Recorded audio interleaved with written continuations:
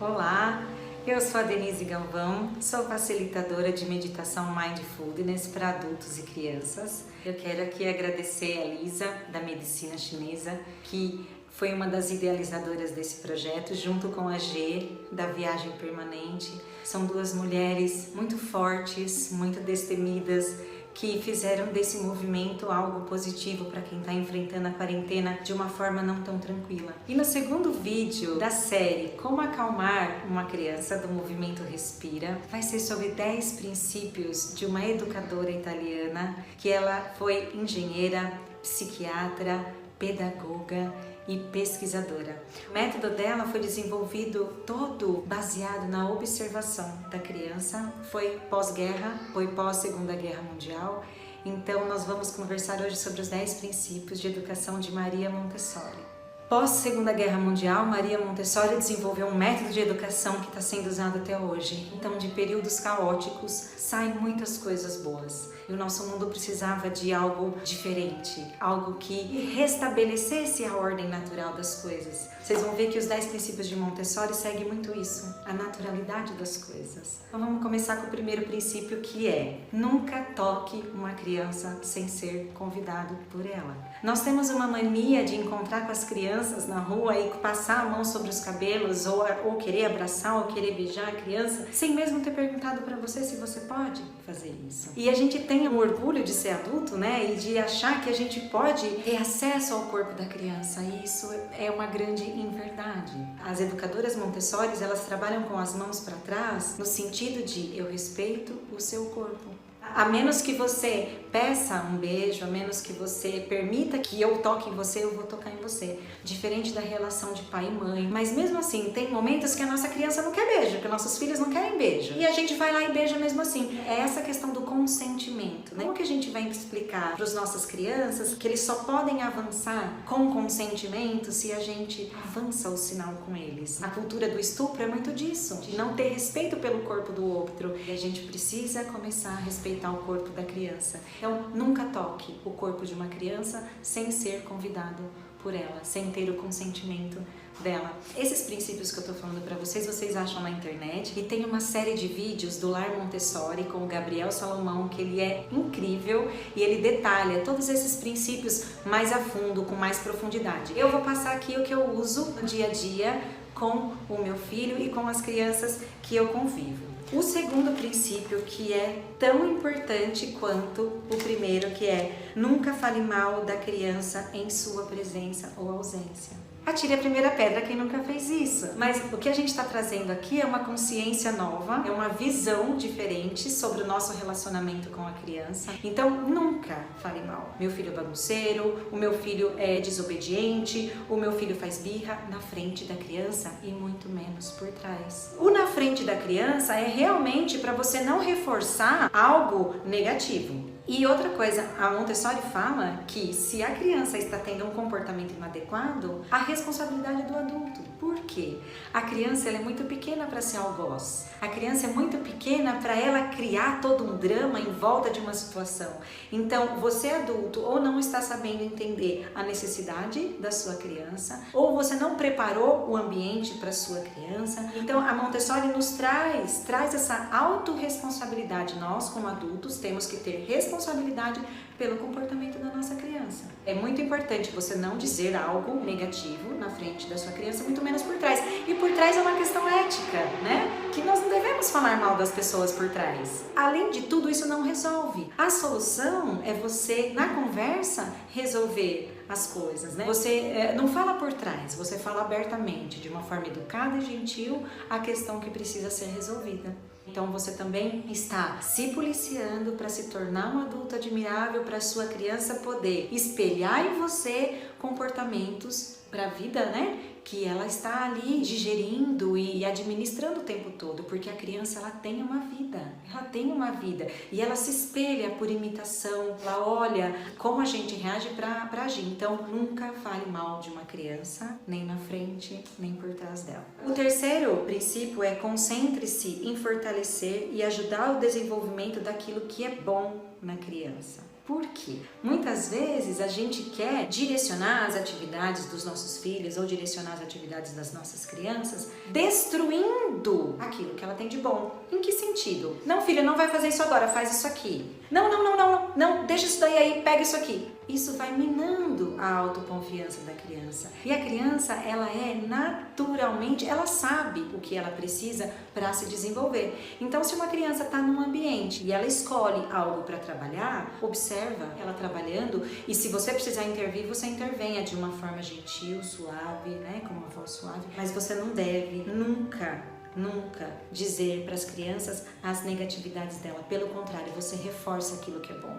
Eleja 5 pontos que sejam positivos no seu filho ou na sua criança e trabalhe com ela esses 5 pontos, porque desta forma o que não é positivo ele vai diminuindo. O que não é positivo na criança ele vai diminuindo, porque o que é bom vai tomando tanto espaço, vai ganhando tanto corpo, que aquilo que não é bom vai diminuindo. Então é um princípio de Maria Montessori que é lindo e cabe a gente como pai, educador e observador potencializar nas crianças aquilo que elas têm de bom. Como seria se você tivesse sido estimulado nas suas potências? Falada, não, você não consegue fazer isso, a Denise nunca foi bem de matemática, ou ela não consegue tirar nota em inglês, mas eu era muito boa em outras coisas. E se eu tivesse sido estimulada nessas outras coisas, como que seria? Então a proposta é essa, estimular o que é bom para que o que não é seja cada vez menor dentro da criança. Seja ativo na preparação do ambiente, tome um cuidado meticuloso com o ambiente que você prepara para a criança estar. Por quê? Na nossa ancestralidade,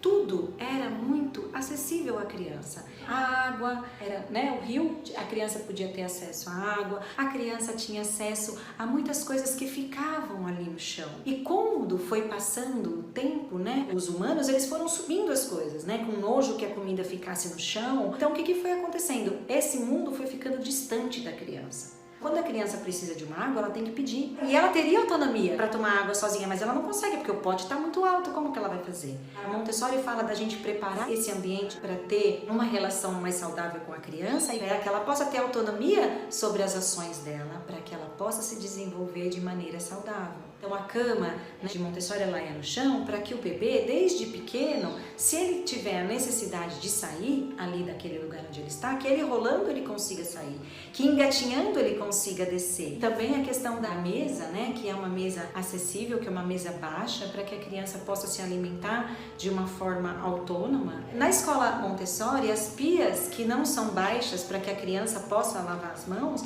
ela tem uma bancada, né, ela tem algo que a criança possa subir para lavar as mãos. Então o ambiente que você prepara para sua criança, ele tem que ser um ambiente preparado. A organização dos brinquedos, todos por tipo de brinquedo, né? Então você coloca ali carrinhos, você coloca livros, você coloca bichos de pelúcia. Só que os estímulos também, eles têm que ser muito bem cuidados. Não pode colocar ali uma infinidade de estímulos para a criança. Os brinquedos devem ser poucos, devem ser mantidos em ordem para que a criança possa ir absorvendo aquilo, que a ordem faz parte da natureza, que a ordem faz parte da vida, que ele consiga identificar ali naqueles brinquedos o que interessa para ele.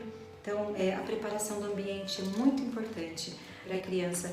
Eu, a cada 10 dias, eu troco os brinquedos. Coloco poucos brinquedos e eu deixo ali à disposição numa estante que um marceneiro amigo querido fez para mim. Eu coloco ali embaixo, né, poucos brinquedos e a cada 10 dias eu troco. Então é uma forma que eu encontrei de manter a ordem ali nos brinquedos e que ele possa olhar aquilo e usar de uma forma que atenda a necessidade que ele precisa naquele momento.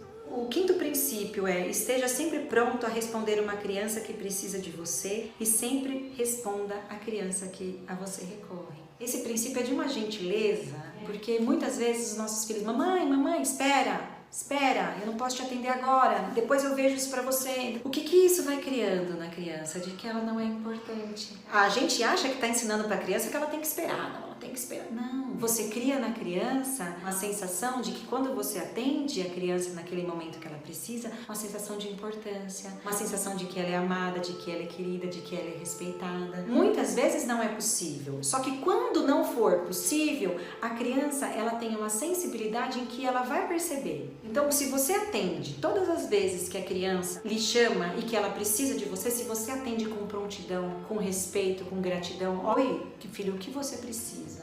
Oi, no que eu posso te ajudar? Quando você nega, filho, agora eu estou numa reunião, ou filho, agora eu tenho que gravar um vídeo, a criança entende.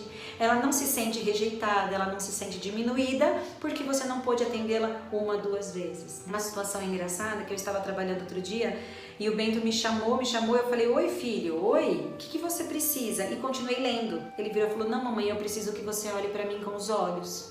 Silêncio, né? Parei o que eu estava fazendo e olhei para ele. E agora eu me esforço para ter essa consciência, né? Eu me esforço para atendê-lo, né? Olhar e olhar realmente para aquilo, porque a criança precisa. Porque muitas vezes, quando a gente está no imediatismo da vida, nós não olhamos para os nossos filhos. A gente não olha para eles. E essa foi uma chamada de atenção que eu falei, não, a minha percepção, ela está sendo aguçada cada vez mais por causa da meditação, né? Então eu me percebo tendo movimentos desequilibrados, eu me percebo tendo movimentos que não são adequados, não só com a minha criança, mas comigo mesma, e eu automaticamente corrijo.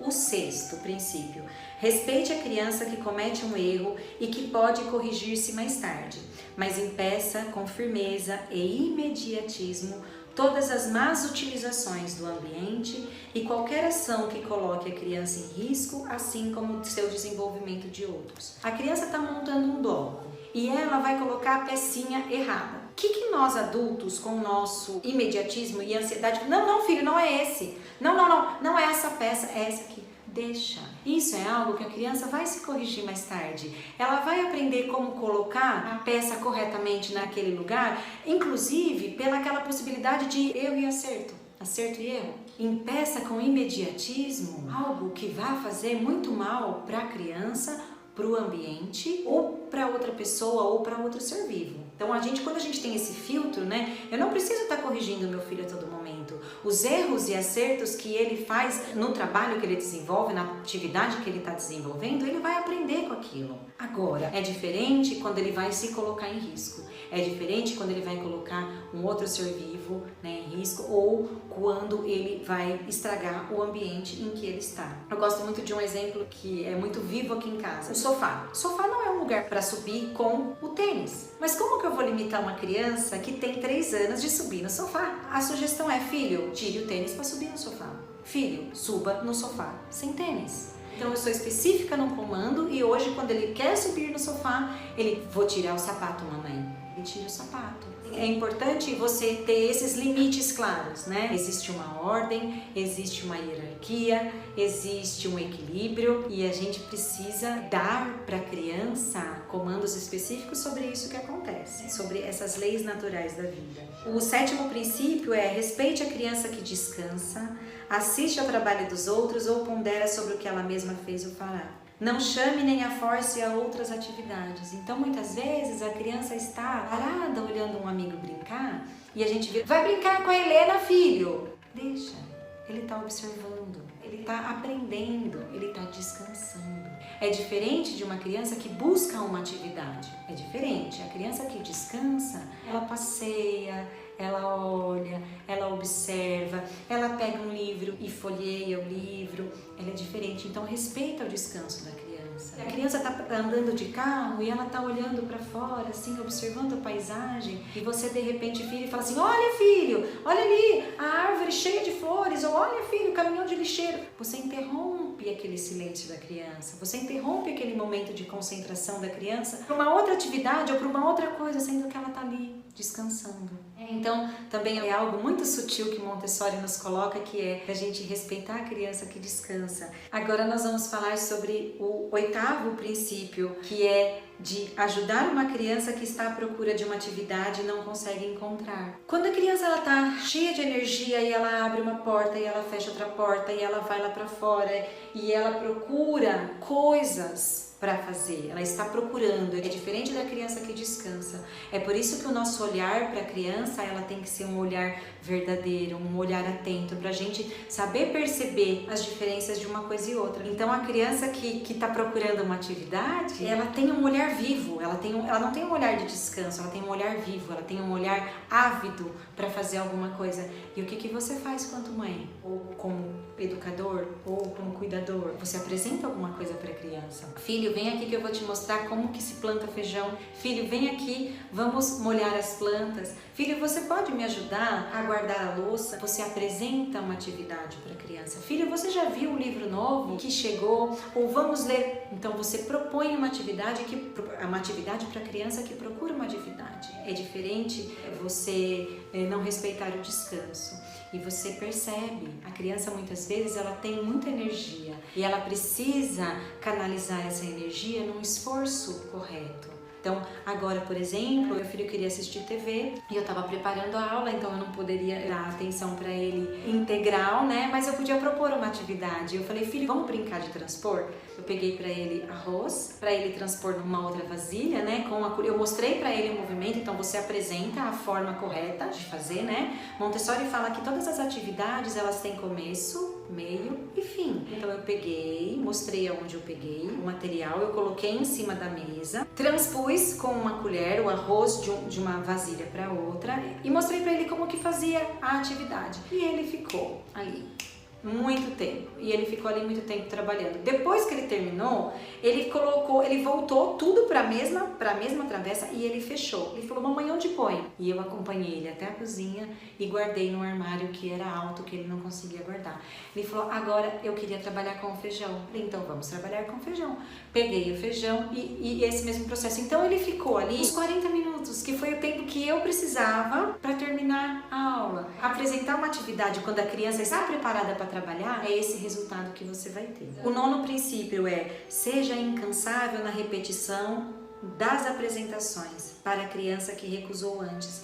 Então você apresenta alguma coisa para o seu filho e ele de repente não quer trabalhar com aquilo ou ele não tem interesse. Seja incansável na apresentação daquilo. Para o professor também. Não significa que a gente potencializar as coisas boas das crianças, não significa não apresentar aquilo que ele não tem afinidade. Eu vejo isso muito claro comigo assim com as frutas. O Bento, eu apresento para ele as frutas desde muito pequenininho, que nós fizemos o método BLW com ele, que é o método de introdução alimentar em que você dá autonomia para a criança, para ela comer com a mãozinha os legumes, as frutas. Você corta o legume e a fruta num tamanho que seja maior da mãozinha da criança e com 6 meses a criança já come e tal. E ele não gostava de maçã e eu nunca deixei de oferecer. E hoje a fruta dele preferida é maçã. Então assim, seja incansável. Ah, meu filho não quer comer legume. Tá, ele não quer hoje. Ofereça de outra forma. Ofereça amanhã e ofereça depois de amanhã. Então a gente também não pode condicionar, não quer, não pode, não vai, né? Então a gente tem que ser incansável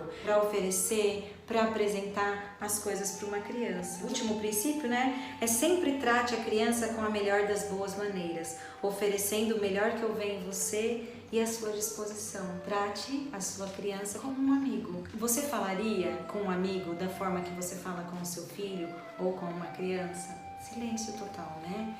Eu costumo dizer que a gente, quando tem esses bons hábitos, né, de tratar a criança com reverência, de tratar a criança com respeito, a criança ela percebe que você está num movimento de fazer tudo de bom para ela e ela te responde com essa mesma gratidão. Eu sempre coloco um pijama, né, bonito no Bento para ele dormir, eu também me coloco e eu digo boa noite, filho, que seja uma boa noite. São hábitos que você vai criando com o seu filho, que ele vai entendendo que as boas maneiras, elas são aplicáveis o tempo todo. É diferente de você cobrar da criança concentração, cobrar disciplina, simplesmente por cobrar. Olha, você tem que se concentrar, mas você oferece um ambiente adequado para a criança se concentrar? Olha, você tem que ser disciplinado, mas você oferece modelos de disciplina para a criança? Olha, você pega o seu brinquedo, você utiliza e você guarda ele aqui nessa caixa. Quando você quiser, ele vai estar aqui. Gente, esses são princípios de Maria Montessori. No Lar Montessori tem cada vídeo explicando cada um desses princípios. Eu espero que esse material tenha contribuído para vocês, assim como contribuiu comigo. Eu uso muito desses conceitos todos os dias e para trabalhar com crianças, com meditação e para trabalhar com o meu filho também. Eu sempre dou dicas sobre esses cuidados com as crianças e conosco mesmo, né? Porque quando a gente tem essas atitudes, a gente é mais aberto, a gente é mais feliz com a gente mesmo por ter se tratado bem a criança, enfim. Me segue lá nas redes sociais. Quem quiser mandar um direct com alguma dúvida ou com alguma colocação, quem tiver também com um pouco de ansiedade e quiser fazer uma aula de meditação online, me chama lá que a gente faz, tá bom? Porque o nosso objetivo aqui do Movimento Respira é trazer um pouco de paz para esses dias tão turbulentos que nós estamos vivendo, né? É um prazer estar aqui com vocês. Eu espero que vocês gostem do vídeo. Deixa um like, me segue lá no Instagram, @ddgalvão_ no Instagram. E o Face é igual, tá bom? Namastê, muito obrigada. Espero que todos fiquem bem.